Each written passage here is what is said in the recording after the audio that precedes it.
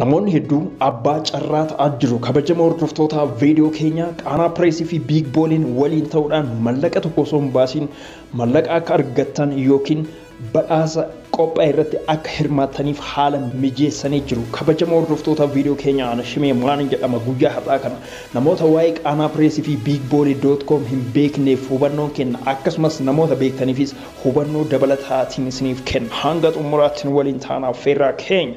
Egaa kabajamoo hordoftoota viidiyoo keenya Qaanaa Pireesii fi biigboolii.com weebsaayitii lama waliin ta'uudhaan kan ji'aan badhaasa qopheessaa jiran jechuudha. Badhaasa marsaa tokkoffaa, lammaffaa, sadaffaa findee jira. Afuraffaarra keenya jira. Viidiyoo kana yeroo argitan badhaasni kun shanaffaa, ja'affaa, torbaffaa, saddeettaffaa sanaa ol ta'uu danda'a. Badhaasichi ji'aan qophaa'ee yeroo hundumaa itti fufa jechuudha. Badhaasa kanarratti hirmaachuudhaaf mallaqa tokkollee isin hin barbaachisu. Badhaasichi garuu kan mallaqaati. Mallaqatu isiniif kennama yoo carraan kan isin ga'u ta'e jechuudha. Carraan isaatis yeroo baafamu uummata duratti ifatti baafama jechuudha. Egaa kabajamoo hordoftoota viidiyoo keenyaa namni tokko asirratti galmaa'uudhaaf maal gochuu qaba? Akkamitti galmaa'uu danda'a? Nama hin beekne viidiyoo kana hanga xumuraatti ilaalaa.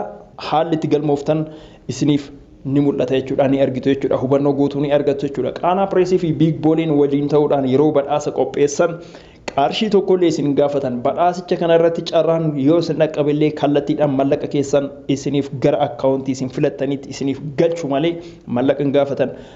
Wanta kana dubbachuu wanti barbaachiseef maqaa Qaanaa Pireesii fi biigboolii.com namoonni namatti bilbilanii badhaasni isin ga'ee jira. Kanaafuu badhaasa keessan argachuudhaaf qarshii hangana galchaa jedhanii namoota gaafachaa jiru jechuudha. Kuni gowwoomsuudha, haannaa jechuudha. Kabajamoo wanta kana ni balaaleffannaa. Egaa namoonni bilbila adda addaatiin yeroo isinii bilbilan gonkumaayyuu nuyi miti jechuudha. Kan bilbiluu nuti kan isiniif bilbillu kunoo lakkoofsa kanaan qofa. Lakkoofsa kana iskiriinii irratti ni argitu jechuudha. Lakkoofsa kanarraa yoo isiniif bilbilame Qaanaa Pirees badhaasni isaa isin ga'ee ta'uu danda'a. Kanaafuu bilbila kanaan kan isin dubbisu ana yookiin immoo hojjettoota ana wajjin hojjetaa jiran ta'a jechuudha. Kabajamoo hordoftoota viidiyoo keenyaa badhaasni marsaa kanaa abbaa birrii 15,000 birrii 15,000 nama tokko qofatu kophaa isaatti fudhata. Everybody baay'ee nama gammachiisaa, qarshii tokko osoo hin baasin jechuudha. Namni badhaasa kana mo'ates qarshii takka hin baasu jechuudha, mallaqa isaa fudhachuudhaaf. Mallaqa osoo kenninu mallaqa biraa maaliif gaafanna? Namoonni biroo akkan isin hin dogongorsine namoota akkanaarraa of eegaa isiniin jenna. Namoonni waan akkanaa raawwattanis of qusadhaa isiniin jechuu barbaanna. Akkaataa itti galmooftan kan laaltan immoo xumura viidiyoo kanarratti garasumatti isin dabarsaa. Nu waliin ta'a.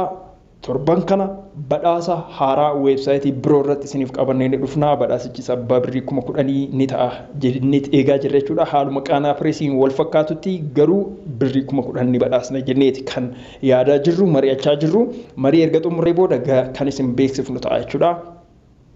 Nu waliin ta'a.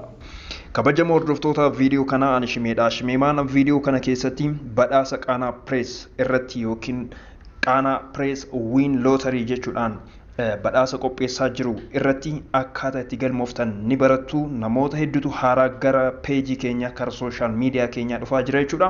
Kanaafuu waan kana ifaan ifatti baay'ee salphaadha isinitti agarsiisa. Jalqaba irratti appilikeeshinii Opera Beta jedhamu fayyadameetiin kan isinitti agarsiisu. Isinis yeroo badhaasa kanarratti hirmaattan appilikeeshinii kanaan yoo guuttan baay'ee gaariidha. Maaliif isiniif saffisa waan ta'eef jechuudha. Egaa kabajamoo hordoftoota viidiyoo keenya jalqaba irratti appilikeeshinicha ni bantu. Sana booda iddoo kanatti Qaanaa Pirees jettanii barreessitu. Qaanaapirees.com kun maqaa weebsaayitichaati. Qaanaapirees.com akka hin dogongorre isa kana sirriitti barreessaa. San booda as tuqaa. Kallattiidhaan weebsaayitiin keenya nuuf bana jechuudha. Kabajamoo hordoftoota viidiyoo keenya amma weebsaayitii Qaanaapirees.com keessa seentanii jirtu jechuudha. Itti aansuudhaan as tuqxu, meenuu tuqxu jechuudha. Meenuu kanarra gadi tuqxu jechuudha. Itti aansuudhaan filannoowwan isiniif dhufan keessaa Wiin Lootarii iddoon badhaasa foormii badhaasaatti guutan as jira waan ta'eef badhaasa kana argachuudhaaf asitti guutuu jechuudha. Wiin Lootarii kan jedhu tuqaa.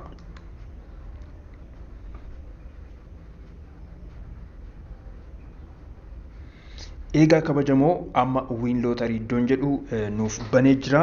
Akkan ol dabartanii wanti isin beekuu qabdan mallattoo kana jechuudha marsaa afuraffaarra jirra amma marsaan kun fuulduratti dabalaa deema marsaa shanaffaa ja'affaa torbaffaa saddeettaffaa haa jedhu malee haalli itti guutamu tokkuma jechuudha amma marsaa afuraffaarratti badhaasni qophaa'ee jiru qarshii 15,000 nama tokkoof kan kennamudha jechuudha kabajamoo hordoftoota viidiyoo keenya badhaasa kana guutuudhaaf jechuudha amma foormii kana guutuudhaaf badhaasa kana irratti hirmaachuudhaaf jechuudha kafaltii hin qabu nama tokkollee yeroo badhaasa kana irratti foormii yeroo guutan kafaltii hin gaafannu akkasumas immoo badhaasa kana yeroo kenninuuf illee kafaltii qarshiin gaafannoo hin jiru jechuudha bilisa jechuudha namoonni tokko qaanaa pirees irraa badhaasni isin ga'e biig boolee irraa badhaasni isin ga'e jedhanii qarshii gaafachaa akka jiran dhagaa jirra wanta kana irratti viidiyoo biroo ni hojjannaa bal'inaa so nuti qarshii tokkollee hin gaafannu jechuudha kabajamtoota okay galmaa'uudhaaf wanti barbaachisu isa kana ergaas tuqxanii booda kun iddoo kanarra quba keessanii iddoo kana yookiin iddoo adii qullaa kana jechuudha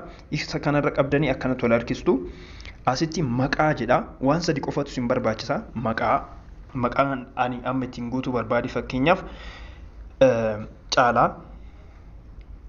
caalaa jedheetiin jira itti aansee lakkoofsa bilbilaa jedha lakkoofsi bilbilaa fakkeenyaaf 9 31 66 26 88 lakkoofsa bilbilaa haala kanaan erga guuttanii booda isinis kan bilbila keessan guuttu jechuudha itti aansee biyya amma keessa jirtudha biyya amma jirtan guutuu isin biyya jirtan guutuu caalaan Itoophiyaa waan jiruuf iitii jedheetiin guutaa gahaadha amma xumuruudhaaf tana tuquu qofatu nuuf jechuudha galmeen haala kanaan jechuudha baay'ee salphaadha tana tuqnaan xumurree jirra jechuudha kabajamtoota wanti inni gaafatu maalidha maqaa kun maqaa irratti caalaa jedheeni guutaa maqaa abbaa waliin guutuun mirga keessanii dhiisuunis mirga keessan jechuudha itti aansuudhaan lakkoofsa bilbilaa keessan koodii wajjin guutaa warroonni biyya alaa jirtan Itoophiyaadhaan ala warri jirtan koodii waliin guutaa okay itti aansuudhaan biyya jennaan Itoophiyaan jedheeni Itoophiyaa waan jiruuf jechuudha submit goonaan dhumate jechuudha fakkeenyaaf kunoo submit amma kunoo haala gaariidhaan galmooftanii jirtu ammas irra deebitanii galmaa'uuf as tuqaa jedha ammas irra deebitanii yeroo barbaadan yeroo 1,000 yeroo 100 galmaa'u mirga keessan jechuudha irra deebitanii galmaa'uudhaaf as tuqtu jechuudha iddoo kanarra tuqaa'uudhaaf kunoo isiniif bananii asitti kunoo galmaa'uudhaaf isiniif banee jira asitti dhuftanii ammas galmooftu jechuudha kabajamoo hordoftoota viidiyoo keenya haala kanaan kan galmooftan jechuudha carraa gaarii isiniif haa ta'u irra deebitanii hanga barbaadan galmaa'uun mirga keessan ta'a